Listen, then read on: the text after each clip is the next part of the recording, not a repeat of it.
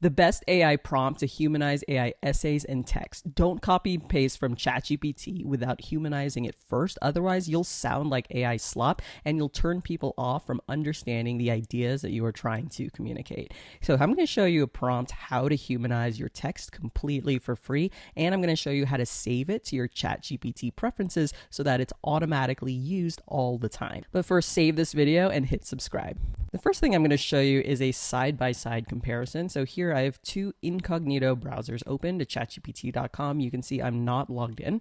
On the left side, I'm going to say write a viral LinkedIn post about the new ChatGPT agents announcement. And this default model, I believe, is 4.0 on the free plan. And you can see here the LinkedIn post it writes looks very much like AI. If I saw this on a social media post, I would immediately scroll past this and probably not look at this person's future content. You can see many telltale signs of AI, like the dramatic, game-changing announcements, emojis everywhere, M dashes everywhere, lots of hashtags. Even though this is LinkedIn, you wouldn't use hashtags like this on LinkedIn, and overall just very cheesy, hyperbolic, dramatic. Here's the prompt that we're going to use. So this will be the same. We're going to ask it to also write a viral LinkedIn post, but follow this writing style, clear, simple language. For social media, I prefer short, impactful sentences, but I'll talk through variations of this prompt depending on what you're writing.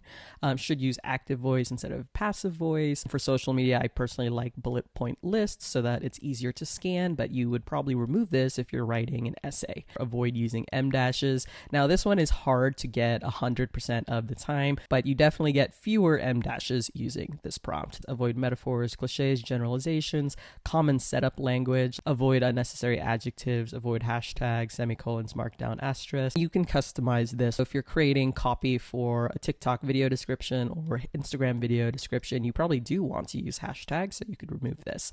And then this down here is just a really long list of words that scream AI, unfortunately. I also, unfortunately, enjoyed using many of these words pre-ChatGPT. This first section here is optional. This is really for direct copywriting. So if you're doing social media posts or marketing materials, you generally want language that is more assertive, right? So that's why these words you try to avoid. But if you're writing an essay or non-marketing types of content, you may want to remove this from the list and allow AI to use them. At the very end, again, I try to emphasize to have no M dashes. It's not perfect, but it will help quite a bit. Now let's try this out. So let's just copy this and let's go to our incognito browser. So this right one, I'm also logged out, so it's clean. We're going to say the same thing, write a viral LinkedIn post about ChatGPT agent announcements, but follow this style. Okay, click enter. And these are both brand new chats. So there's no memory, there's no preferences that are stored. It knows nothing about who I am and my writing style. And already you can see a pretty dramatic difference between the left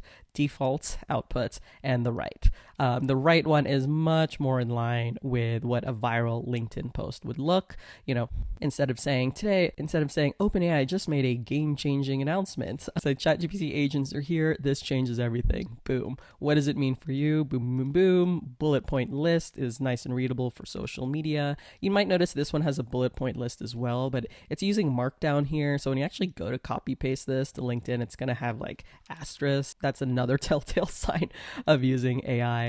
On the right hand as well, more direct and to the point. So in the style of direct copywriting, but again, it's not perfect, right? We still have one M dash here, but much better than the handful of M dashes over here. No awkward hashtags or cheesy CTA, right? Just very direct to the point in the style of viral social media posts. So now let's try another example. So I'm going to refresh both pages. Okay, so we can start clean. Okay, so ChatGPT does not know who I am. I'm not logged in. Write an essay about Greek mythology and how it relates to 2025 society. Start with a clear hype. And you can see telltale signs of AI already. So this construction, it provides us with not only this, but also this is one of the hallmarks of AI. The other thing that jumps out is just how wordy the essay is. So this essay will argue, blah, blah, blah, remains relevant, serving as a mirror to struggles, aspirations, and dynamics, particularly in how it addressed X, Y, and the relationship between fade and free will. You've got your M dashes all over the place. So this would most definitely fail an AI detector just because of that. So let's try that over here. Let's tweak our prompt slightly. So I removed these 3 bullet points from the prompt since this is more relevant for social media posts where you want staccato, direct copywriting kind of style and bullet point lists for readability. You typically wouldn't want that in an essay like this. And by the way, if you have examples of what's considered good writing in your particular situation, you can also add them to this prompt and say, here's an example of quote unquote good writing. Okay, let's paste it down here. The first thing that jumps out at me is how much less wordy the essay on the right hand side is. You don't see any M dashes either. Like here, there's a ton of M dashes on the left. I only see 1 M dash in the entire essay on the right, whereas the one on the left had like at least 10, 15 M dashes. Overall, the writing style on the right-hand side is much more direct to the point and focused on expressing ideas and not necessarily flowery language to express ideas. Although in many cases, I do enjoy flowery language when I'm reading. It also depends on the context of your project. So you will want to tweak this so it makes sense for your particular situation. The key takeaway is that this single prompt already makes AI sound a lot less like AI. You'll want to paste it in here. Now, when it's read like this, that means it's a little long. So I just trimmed it